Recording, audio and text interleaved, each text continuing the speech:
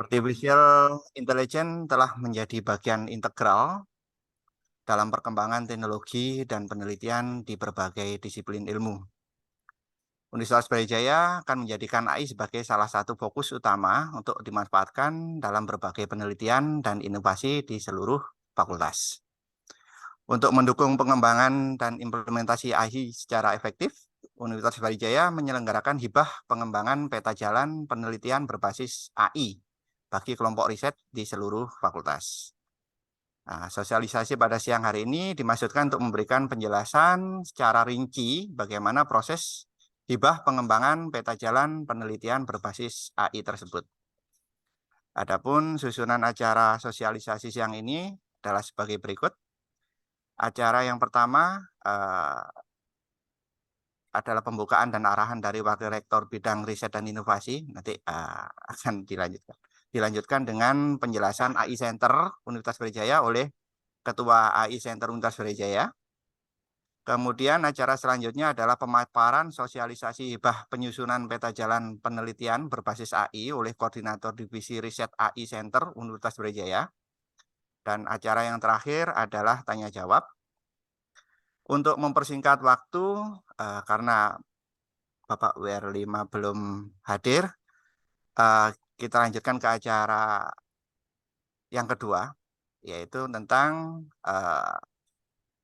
penjelasan AI Center Universitas Brawijaya yang akan disampaikan oleh Ketua AI Center Universitas Brawijaya kepada Prof. Insinyur Wayan Mahmudi Firdausi, MSI, MT, PhD. Waktu dan tempat kami persilahkan. Ya, baiklah. Assalamualaikum warahmatullahi wabarakatuh.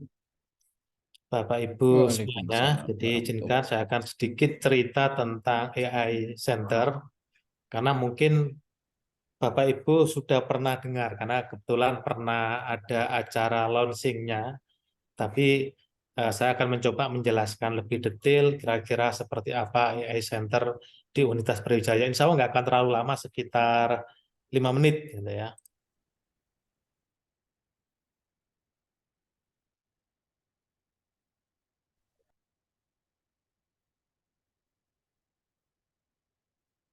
Jadi saya langsung saja.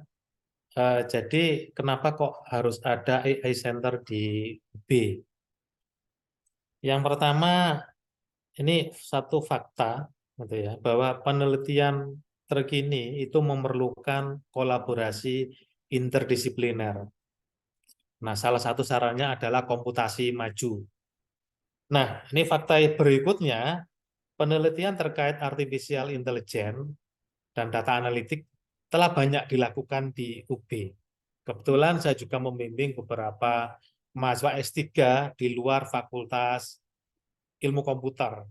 Jadi tahu peta penelitian AI di masing-masing fakultas meskipun hanya di permukaannya, tapi saya yakin sudah banyak yang melakukan secara detail.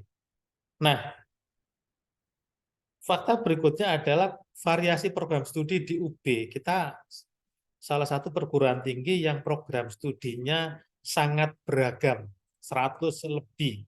Nah, itu sangat memungkinkan kalau kita melakukan penelitian kolaborasi berbasis AI. Ya ini kalau kita terus terang, UB itu kan dari tahun ke tahun rankingnya itu kalau nasional gitu ya, 5 sampai 10 lah. Pada saat kita bertarung di bidang pertanian, katakanlah, kita akan berhadapan dengan IPB, UGM. Pada saat kita bertarung di bidang teknik, kita akan bertarung dengan ITB, UI, mungkin ITS. Nah, tapi begitu kita mengkolaborasikan berbagai bidang ilmu di UB, maka peluang kita akan menjadi lebih besar untuk menjadi menonjol gitu ya. Jadi modal kolaboratif berbasis AI. Kan tidak ada di ITB itu bidang pertanian, di ITS juga tidak ada. Apalagi misalkan peternakan. Nah, itu yang kita coba. Kita menggunakan kekhasan kita dengan ditopang oleh artificial intelligence. Jadi bagaimana artificial intelligence itu mendukung riset kita. Makanya AI Center itu didirikan di UB. Nah, ini mohon maaf kalau memang gaungnya masih belum terlalu banyak karena bagaimanapun ini unit yang baru ya. Ini hanya tim ad hoc, bukan seperti LPPM, bukan seperti laboratorium gitu ya.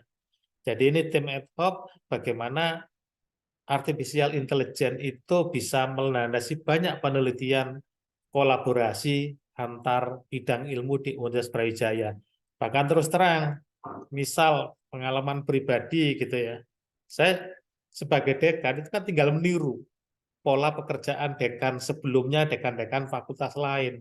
Tapi begitu ditunjuk sebagai ketua AI Center, ini mencari pola sendiri. Jadi mohon maaf kalau misalkan gaungnya masih belum terlalu terasa, tapi insya Allah kita akan terus berbenah. Nah ini contoh sekilas saja. Jadi misal ini pada saat saya menguji atau membimbing di Fakultas Kedokteran, ada beberapa topik, misalkan identifikasi penyakit katarak berbasis image, jadi foto kornea mata langsung aplikasi HP gitu ya, aplikasi Android katakanlah bisa mengidentifikasi ini ada potensi katarak enggak. Begitu juga segmentasi stroke katakanlah. Nah, itu kan semuanya menggunakan artificial intelligence. Di MIPA juga ada. Karena kebetulan beberapa dosen Filkom itu kuliah di MIPA. Di peternakan misalkan ada optimasi komposisi pakan ternak. Itu menggunakan metode optimasi berbasis meta heuristik yang salah satu bagian dari artificial intelligence. Jadi sudah ada sebenarnya beberapa penelitian di fakultas yang lain. Misalkan di pertanian ada IoT untuk monitoring dan inventory hutan ubi, kemudian identifikasi penyakit tanaman. Semuanya berbasis aplikasi gitu ya. Kita tinggal bawa HP katakanlah atau diambil fotonya, dimasukkan komputer, komputer akan mengidentifikasi apakah ada penyakit atau hama tanaman. Bahkan mungkin di Fakultas Hukum. Nah, ini kebetulan ada bimbingan yang terakhir kemarin, dynamic pricing gitu ya. Agenda yang ketiga. Nah, ini juga ada temuan unik dari Bu Ayud gitu. Monggo Bu Ayud menyampaikan paparannya. Silakan. Jadi di Fakultas Hukum katakanlah pada saat harga dinamis yang dilakukan oleh misalkan maskapai penerbangan, hotel, harganya itu kan berubah-ubah. Kita ngecek siang, malam hari sudah harganya berubah. Nah, bagaimana algoritmanya?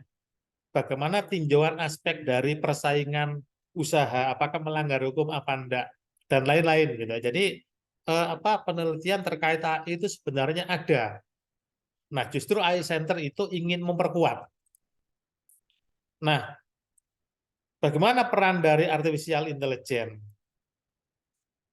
Jadi yang jelas artificial intelligence bisa digunakan untuk menganalisis dan mengekstrak informasi penting dari berbagai bidang ilmu. Jadi kalau kita punya kumpulan data, kadang-kadang kita nggak tahu apa sih potensi tersembunyi dari data besar yang kita punyai. Gitu ya. Jadi AI akan sangat membantu, kemudian membuat model dan simulasi, menjembatani bahasa dan terminologi antar disiplin ilmu, mencari pola. Nah, tadi seperti identifikasi penyakit gitu ya, mencari pola dan juga bisa menghasilkan produk atau tool yang benar-benar bisa diterapkan.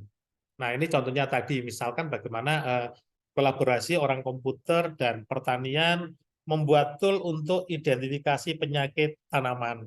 Aplikasi itu bisa kita berikan secara gratis, kita share secara gratis, bisa dijadikan kegiatan pengabdian, mengenalkan ke petani gitu ya. Ini loh penggunaan aplikasi seperti ini. Jadi selain penelitian nanti ada produk yang bisa kita pakai di pengabdian pada masyarakat.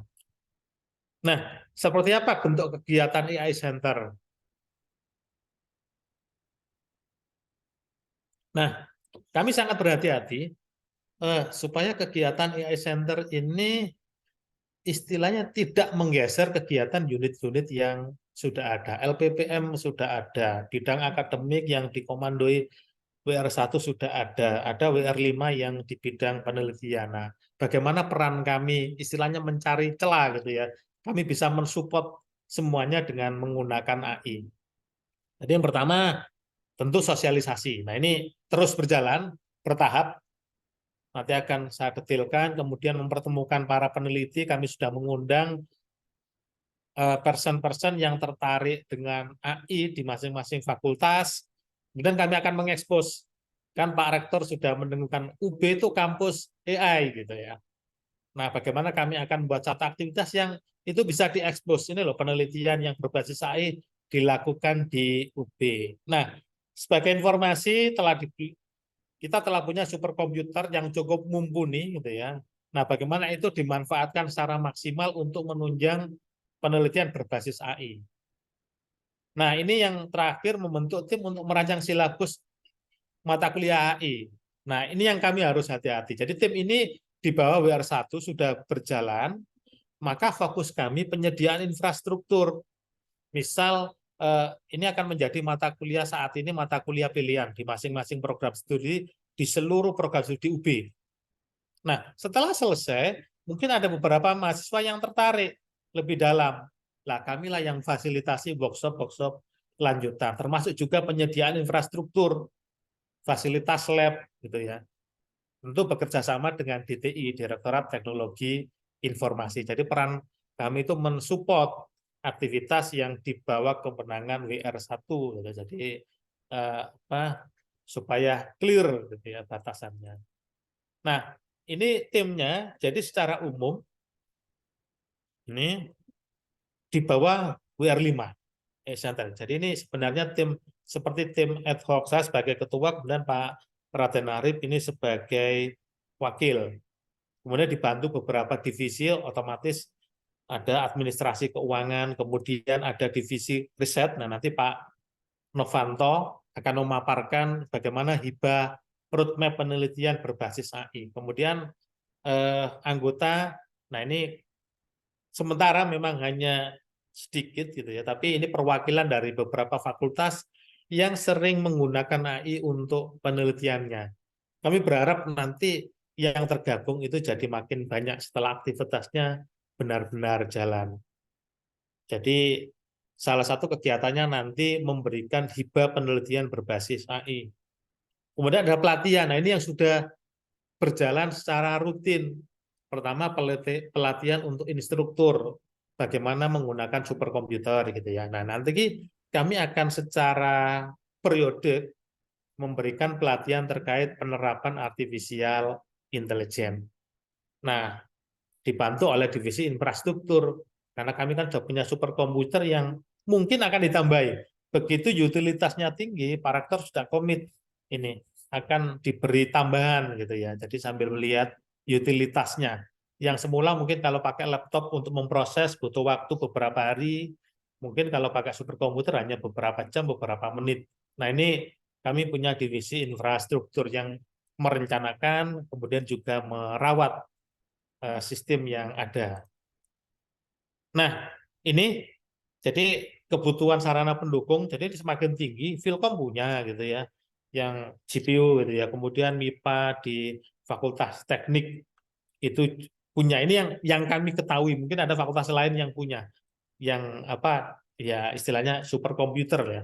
Tapi ternyata itu masih belum mencukupi gitu ya. Sehingga akhirnya saat itu Pak Rektor mengizinkan gitu ya untuk penambahan fasilitas dengan spek seperti ini. Ini termasuk yang terbaru dipasang bulan Desember tahun lalu dan beberapa teman sudah aktif menggunakan. Jadi di data center UB di rektorat gitu ya. Jadi ini yang kita akan coba maksimalkan penggunaannya. Jadi aktivitas telah dilakukan, hardware sudah terpasang. Nah, ini upaya kami supaya utilitasnya ini semakin tinggi. Nah, bagaimana caranya? Nah, ini beberapa kegiatan yang telah kami lakukan. Jadi ada pelatihan admin untuk superkomputer itu, kemudian tim pengelola, pembuatan SOP sudah kami lakukan. Kemudian ada pelatihan perwakilan fakultas. Mungkin ada beberapa fakultas yang terlewat, insya Allah akan terus kami adakan. Kemudian ini mulai peresmian, jadi secara resminya itu 15 Februari gitu ya. Tapi memang aktivitas saat itu belum terlalu banyak, kami mencoba mencari bentuk, tapi pelatihan AI itu sudah di jalan. Mulai bulan Februari sampai kami membuat materi pelatihan tentang artificial intelligence dan juga nanti pelatihan rutin terkait AI bagi mahasiswa Universitas Brawijaya. Jadi sekali lagi kami tidak menggeser peran-peran yang sudah ada, tapi mensupport gitu ya aktivitas penelitian di lingkungan UB. Nah, ini jangan-jangan kami gitu ya. Bagaimana indikator kinerja keberadaan AI Center? Tentu cuma publikasi yang dihasilkan. Kami akan menghitung nanti apa publikasi berbasis AI, misalkan yang terindeks Scopus, apakah ada peningkatan setelah AI Center ini terbentuk. Kemudian juga kami akan melihat jumlah penelitian, skripsi, tesis, disertasi di masing-masing fakultas yang memang menerapkan AI di penelitiannya, termasuk juga jumlah peserta pelatihan dan sertifikasi. Ini menjadi program kerja kami, termasuk juga peserta mata kuliah pilihan. Saat ini memang AI ini menjadi mata kuliah pilihan, tapi mungkin semester berikutnya, tahun depan gitu ya, akan menjadi mata kuliah wajib di seluruh program studi. Itu kebijakan rektor nantinya. Nah, saat ini yang kami tawarkan HIPA Roadmap riset berbasis AI. Jadi intinya kami meminta semua lab, grup riset, entah apalah namanya, selama itu ada SK-nya gitu ya. Masing-masing kan sudah punya roadmap penelitian. Nah, bagaimana masing-masing kelompok penelitian, kelompok peneliti atau lab ini memasukkan unsur AI di roadmap versi revisinya. Nah, ini yang kami biayai gitu ya. Jadi melalui hibah pengembangan roadmap riset berbasis AI. Nah, baru tahun depan, rencananya awal tahun setelah masing-masing lab itu sudah siap, masing-masing kelompok peneliti itu sudah siap, kita akan luncurkan hibah riset AI. Tentu harus bersifat interdisiplin. Jadi tahun ini menyiapkan gitu ya, supaya fair, seluruh lab sudah siap bagaimana memanfaatkan artificial intelligence di dalam penelitian mereka.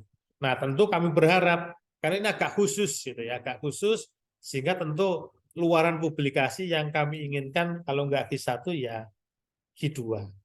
Nah, selain itu penelitian yang dihasilkan nanti juga kalau bisa membuat alat yang bisa langsung digunakan. Contoh tadi saya sebut, kalau bisa sih aplikasinya bisa dipasang di Play Store kalau pakai Android gitu ya, sehingga bisa di-download secara umum. Tentu itu akan membawa nama UB. Inilah aplikasi yang dihasilkan oleh teman-teman dari Universitas Brawijaya. Dan itu tidak terbatas, bisa juga untuk identifikasi penyakit yang lain atau identifikasi yang lain gitu ya. Contoh misal ada ide kalau mau foto daging, kita akan diketahui dagingnya ini masih segar enggak? Ini daging halal enggak? Angan-angan kami seperti itu. Jadi ada aplikasi yang bisa kita sebarkan ke masyarakat dan itu membawa nama UB. Saya lagi terima kasih atas perhatiannya. Demikian. Assalamualaikum warahmatullahi wabarakatuh. Waalaikumsalam warahmatullahi wabarakatuh. Baik, terima kasih Prof. Wayan atas paparannya tentang AI Center, sangat menarik sekali. eh Barusan Bapak WR5 sudah gabung, sepertinya tidak ada di list. Kita lanjutkan ke acara berikutnya, Mawon. Paparan tentang eh, sosialisasi hibah penyusunan peta jalan penelitian berbasis AI yang akan disampaikan oleh Koordinator Divisi Riset AI Center Universitas Brawijaya kepada Dr. Eng Novanto Yudhistiro, Eskom MSc. Waktu dan tempat kami persilakan.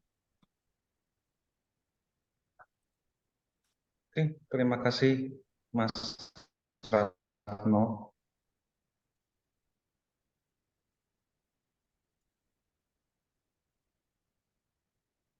Oke, jadi mungkin ya singkat saja ya. Jadi apa yang diamanahkan ke saya untuk coba untuk membuat atau merancang hibah peta jalan AI ini. Jadi pada intinya perkenalkan sebelumnya, nama saya Novanto Yudhistira atau biasa dipanggil Yudis.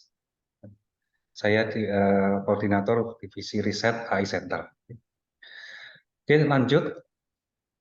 Jadi motivasi dari hibah ini ya diantaranya adalah nanti kita mencoba untuk membantu ya kelompok riset ya, dan mungkin laboratorium yang ada di Universitas Brawijaya ini untuk memperkuat bidang fokus penelitiannya dengan integrasi AI ya, sehingga nanti terbentuk peta jalan penelitian yang lebih baik. Terus kemudian yang kedua adalah juga nanti kita juga berusaha untuk membantu UB ini menjadi pusat penelitian AI yang unggul ya, di Indonesia, serta menghasilkan pengetahuan serta teknologi yang bermanfaat bagi masyarakat dan industri. Yang ketiga, kita nanti ingin memberikan kesempatan bagi dosen, peneliti, dan sekaligus mahasiswa nantinya untuk berkontribusi pada pemanfaatan AI secara berkelanjutan di bidangnya masing-masing. Ya. Jadi ini adalah motivasi kita untuk membuat hibah peta jalan AI ini. Kemudian nanti tujuannya ya harapan kami juga akan mendorong kolaborasi ya. Jadi kerjasama antar kelompok riset ya, mungkin dengan berbagai fakultas, dengan fakultas ilmu komputer, mungkin dengan dokteran atau dengan MIPA gitu ya, pertukaran ide gitu ya. Jadi baik dari sisi keilmuan dari masing-masing fakultasnya maupun mungkin dari sisi teknisnya, bagaimana nanti caranya bisa mengoperasikan AI ataukah menerapkan AI pada penelitiannya gitu. Jadi semacam kolaborasi dan kerjasama seperti itu yang akan meningkatkan kualitas penelitian ya. Terus kemudian yang jelas nanti akan meningkatkan kualitas penelitian pemanfaatan AI ya, dengan memberikan panduan yang jelas tentang metodologi, etika, dan standar penelitian AI yang baik ya. Terus kemudian peningkatan akses sumber daya seperti yang tadi disampaikan oleh Prof. Wayan, bahwa kita juga mempunyai perangkat kelas server di di pusat ya, GPU Tesla A100 ya, sebanyak 8 buah yang bisa dimanfaatkan untuk memproses AI ya. Dan itu Sivitas Akademika UB bisa menggunakan semuanya. Jadi harapan kami adalah nanti lebih banyak termanfaatkan bagi Sivitas Akademika UB. Terus kemudian nantinya ada kaitannya juga pengembangan SDM. Jadi dengan adanya peta jalan ini ya mungkin dalam pelaksanaannya nanti diperkuat dengan partisipasi pada pelatihan-pelatihan, workshop-workshop, seminar terkait AI yang nanti diadakan oleh AI Center ya. Dan juga pada akhirnya juga harapan kami juga akan mengembangkan inovasi teknologi ya dengan memanfaatkan AI, dan ini terjadi secara berkelanjutan ya. Kemudian mendorong penelitian multidisipliner yang menjadi solusi bagi masalah sosial ekonomi dan lingkungan yang relevan dengan Indonesia. Jadi itu beberapa harapan kami dengan dicetuskan peta jalan AI ini, yang kemudian luaran yang diharapkan dari hibah ini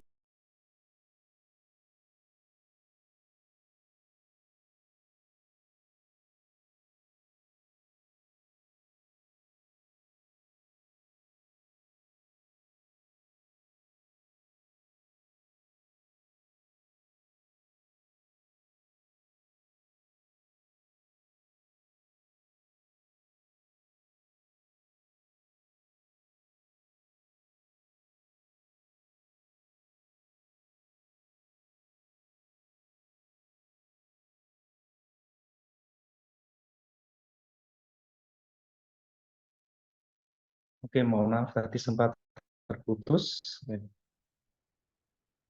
Saya lanjutkan lagi.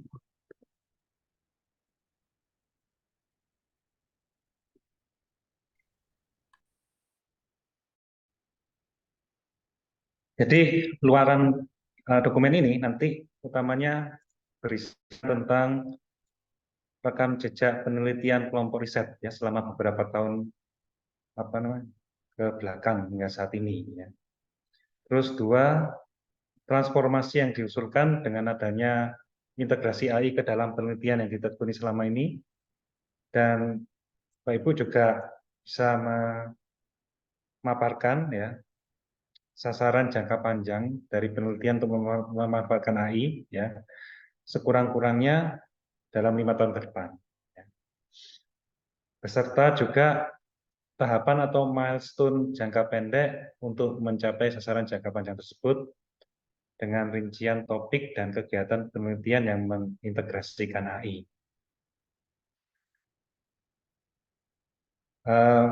Ini mirip dengan peta jalan yang mungkin Bapak Ibu punya di kelompok riset atau laboratorium masing-masing ya. Hanya saja ini ada tambahannya yaitu pemanfaatan AI-nya. Jadi meskipun secara detail ya metode dari AI-nya itu belum disebutkan atau belum difikirkan, yang penting adalah ide dari apa pemanfaatan AI itu pada penelitian-penelitian yang sudah jalan dan akan dijalankan ya pada beberapa tahun ke depan. Ya. Kemudian untuk persyaratan pengusul, ya. Jadi pengusul ini adalah ketua kelompok riset atau kelompok kajian atau pusat studi ya, yang berada di UB. Ya. Nah itu dibuktikan paling tidak ya keberadaannya dengan menyertakan surat keterangan dari pimpinan ya. Syukur-syukur kalau sudah mempunyai SK pimpinan itu ya lebih baik lagi.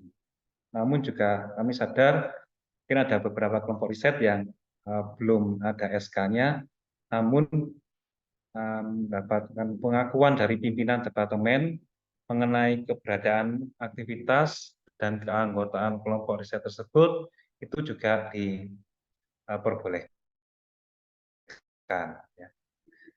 Terus kemudian nanti lembar pengesahan itu ditandatangani oleh ketua pengusul. Jadi nanti akan kami kirimkan juga panduan ya beserta format template proposalnya itu ya. Terus ketiga adalah tim pengusul terdiri dari 1 ketua dan 2 hingga 5 anggota. Ya.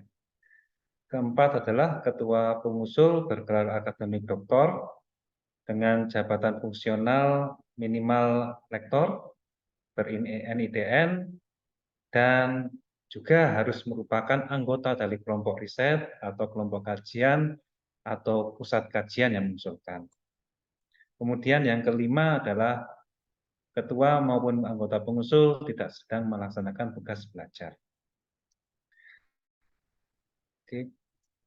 Nah ini untuk saran hibah dan proposal yang diterima. Jadi jumlah proposal yang diterima ini kita masih fleksibel ya. Nanti tergantung dari berapa yang mengajukan gitu kan, juga dilihat dari kualitas dari proposalnya.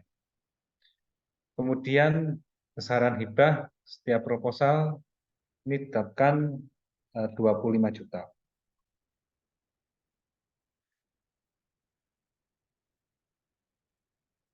Kemudian untuk seleksi dan penentuan penerima, yang pertama tentunya administrasi persyaratan yang tadi tercukupi, terus kemudian ketertiban dalam penulisan proposal. Kedua adalah substansi yang meliputi relevansi, kualitas metode untuk mencapai luaran, dan juga dampak potensial pada fokus kelompok riset tersebut. Yang ketiga, nantinya penilaian akan dilakukan oleh 2 orang pakar di bidang AI, ya ini akan sebagai peninjau. Yang nantinya penilaian ini jadi pertimbangan utama bagi komite pleno untuk menentukan penerima hibah.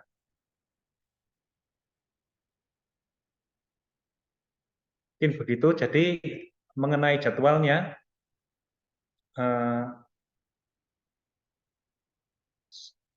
beberapa tahapan yang akan dilakukan ya dalam hibah peta jalan AI ini, mulai dari sosialisasi hibah AI pada hari ini ya, terus kemudian nanti pengusulan proposal itu mulai 22 September hari ini sampai nanti 3 Oktober 2023. Setelah itu kemudian tanggal 4 dan 5 Oktober itu kita melakukan verifikasi administrasi dari proposalnya. Tanggal 6 sampai 7 Oktober kita lakukan evaluasi dan juga seleksi proposal.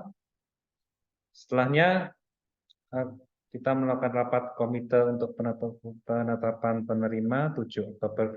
Ya. Kemudian 2 hari berikutnya, 9 Oktober, pengumuman penerima hibah.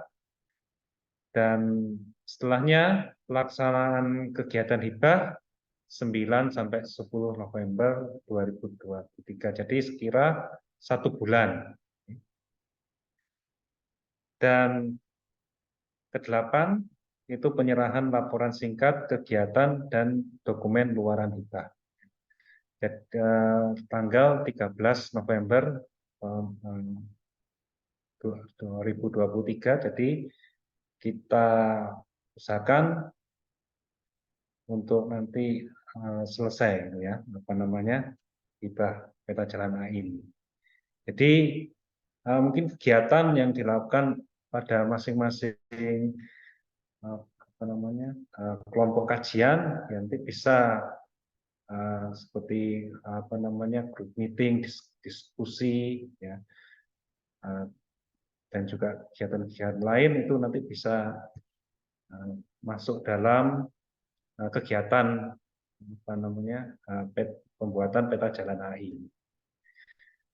Mungkin sebegitu untuk paparan awal dari hibah peta jalan AI ini. Selanjutnya mungkin nanti apabila ada pertanyaan, saya persilakan. Di sini juga nanti akan ada Pak Lukman Hakim untuk juga membantu menjawab, terutama dalam hal-hal yang lebih teknis mengenai pengajuan proposal hibah peta jalan AI ini. Oke, baik, terima kasih atas waktunya. Saya kembalikan ke Mas Ratno. Baik, terima kasih Pak Yutis atas paparannya tentang hibah penyusunan peta jalan penelitian berbasis AI. Mohon maaf karena Bapak Wakil Rektor 5 ada acara, beliau tidak bisa bergabung. Kita lanjutkan ke acara berikutnya, tanya jawab. Monggo jika Bapak Ibu ada yang mau ditanyakan, silakan bisa lewat chat atau memberikan sign angkat tangan. Silakan Bapak Ibu.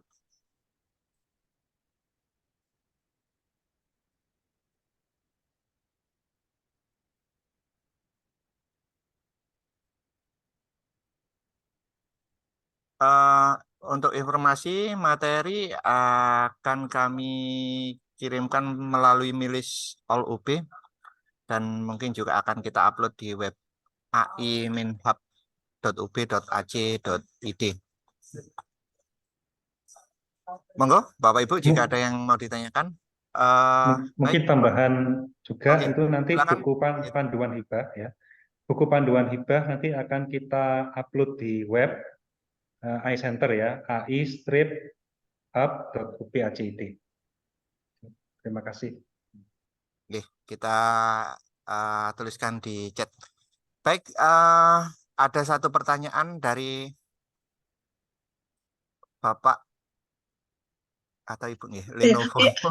Mohon maaf, ya mohon maaf tadi apa namanya? Tadi belum sempat ngisi nama saya. Assalamualaikum warahmatullahi wabarakatuh. Bapak Ibu yang saya hormati, perkenalkan nama saya Maya dari Visip UB. Begini Bapak Ibu, mungkin saya pertama kali mengucapkan terima kasih terlebih dahulu karena hari ini kami difasilitasi dengan pertemuan yang sangat luar biasa ini. Cuma sepertinya saya belum bisa bergabung untuk mengumpulkan proposal karena saya masih studi.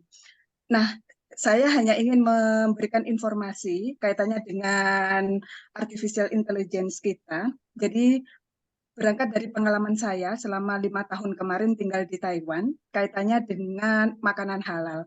Kebetulan saya adalah salah satu kontributor aktif di Halal Information Center di Taiwan. Nah, waktu itu tugas saya adalah menyeleksi berbagai makanan halal dari berbagai negara, dan kebetulan dari beberapa negara itu ada makanan halal yang sebenarnya dia halal, tetapi dia tidak dicantumkan logo halal itu di kemasannya.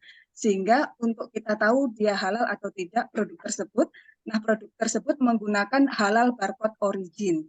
Jadi kalau boleh saya memberikan usul kaitannya dengan yang dikembangkan oleh AI itu salah satunya adalah terkait dengan halal barcode origin seperti yang dilakukan oleh negara Thailand.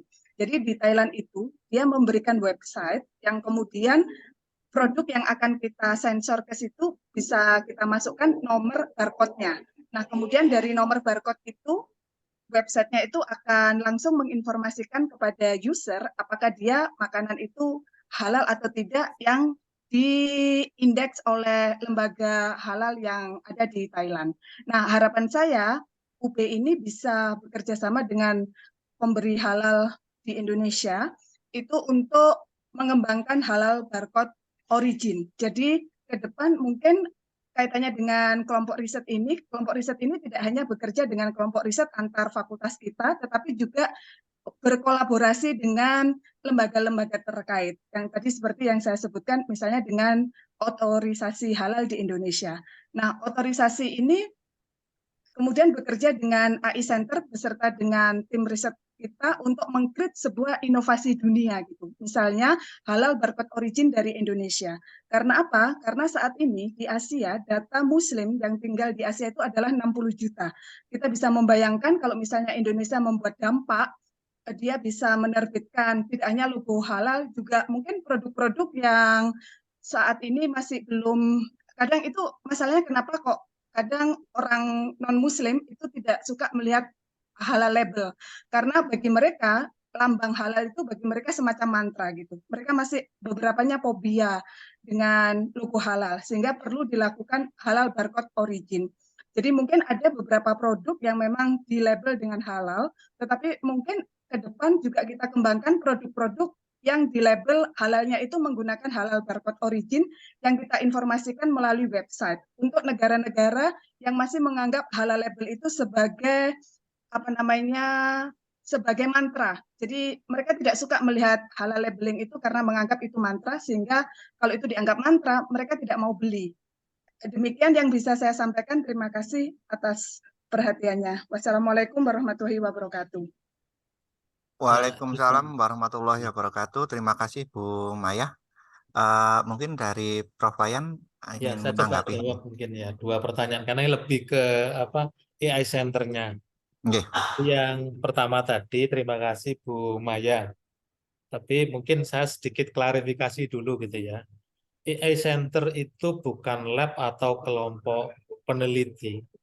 Ini sebuah tim ad hoc tim ad hoc itu berarti berjalan sekian bulan gitu ya, yang memfasilitasi penelitian berbasis AI. Jadi seperti tadi, ini ide yang bagus gitu ya, halal barcode origin, itu justru bisa diusulkan oleh kelompok peneliti. Misalkan kelompok peneliti halal, itu kan ada di UB atau laboratorium halal di UB. Nah, itu silakan pada saat mengajukan hibah roadmap itu dimasukkan ke dalam roadmap-nya pengembangan deteksi halal atau pengembangan pelacakan makanan halal itu silakan dimasukkan di roadmap-nya sehingga pada saat tahun depan hibah AI ini benar-benar kita luncurkan itu sudah sesuai dengan roadmap-nya. Jadi tidak istilahnya asal gitu ya mengajukan penelitian. Jadi silakan dimasukkan ke roadmap,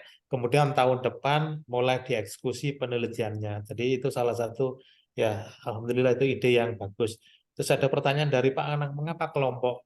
Karena memang saat ini hibahnya itu berbentuk roadmap. Roadmap itu kan bisa miliknya lab, bisa miliknya grup riset, atau apalah namanya di masing-masing fakultas. Yang penting sudah ada SK dari pimpinan. SK pimpinan itu bisa jadi dekan, rektor, atau mungkin dari LPPM. Jadi legalitasnya itu jelas. Dan itu AI itu dimasukkan ke dalam kegiatan penelitian oleh kelompok atau lab tersebut. Nah, baru tahun depan pada saat ini menjadi hibah penelitian kan tidak selalu diajukan oleh tapi personal anggota lab, tapi harus sesuai dengan roadmap-nya. Jadi pada saat hibah penelitian ini diluncurkan tahun depan, maka ya seperti penelitian di UB itu loh, harus sesuai dengan roadmap-nya. Entah itu roadmap-nya lab atau roadmap-nya kelompok penelitian. Kira-kira seperti itu. Terima kasih. Baik, terima kasih Prof. Wayan atas penjelasannya. Dua pertanyaan dari Pak Anang dan Bu Maya sudah dijawab oleh Prof. Wayan. Monggo Bapak Ibu jika ada yang mau ditanyakan lagi.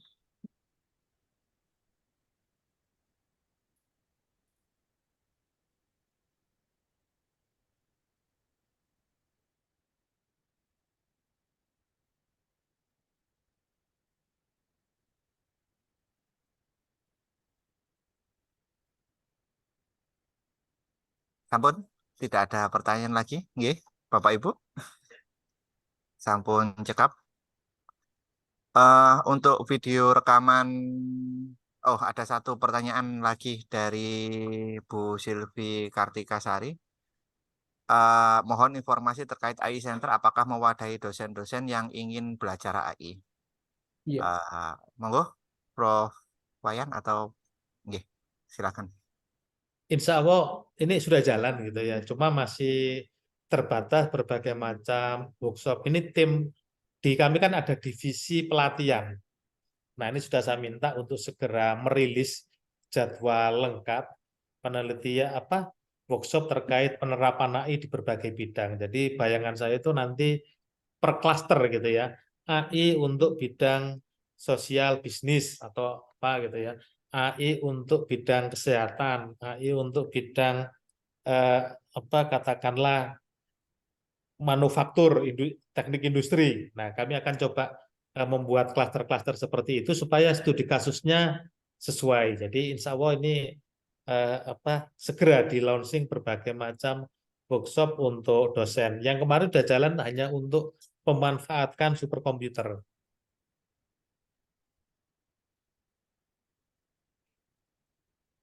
Baik, terima kasih Prof. Wayan.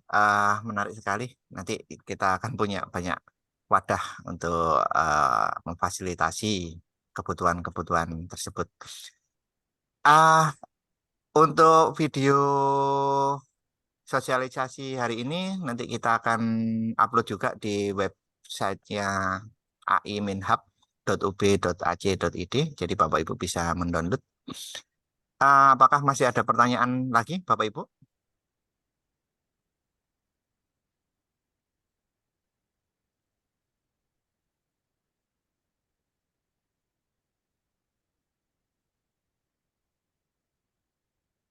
Nggih, satu informasi lagi, di web itu nanti di web AI Minhab juga bisa registrasi. Jadi Bapak Ibu yang ingin menggunakan superkomputer bisa registrasi di situ dan akan diberikan kesempatan untuk mempergunakan superkomputer, baik itu untuk penggunaan dalam pembuatan model atau yang lainnya yang tentunya yang harus ada hubungannya dengan AI juga. Nggih. Jika tidak ada pertanyaan lagi, mungkin acaranya bisa kita tutup. Terima kasih Prof. Wayan atas paparannya. Terima kasih Pak Novanto atas paparan juga. Demikian Bapak Ibu acara sosialisasi hibah penyusunan peta jalan penelitian berbasis AI hari ini. Terima kasih atas perhatian Bapak Ibu yang sudah mengikuti acara sampai akhir. Saya selaku pembawa acara dan moderator memohon maaf jika ada salah kata baik disengaja maupun tidak. Billahi taufik wal hidayah. Wassalamualaikum warahmatullahi wabarakatuh. Waalaikumsalam warahmatullahi wabarakatuh. Terima kasih Prof. Wayan, Pak Terima kasih. Novanto, Pak Terima Ratno. kasih. Hmm.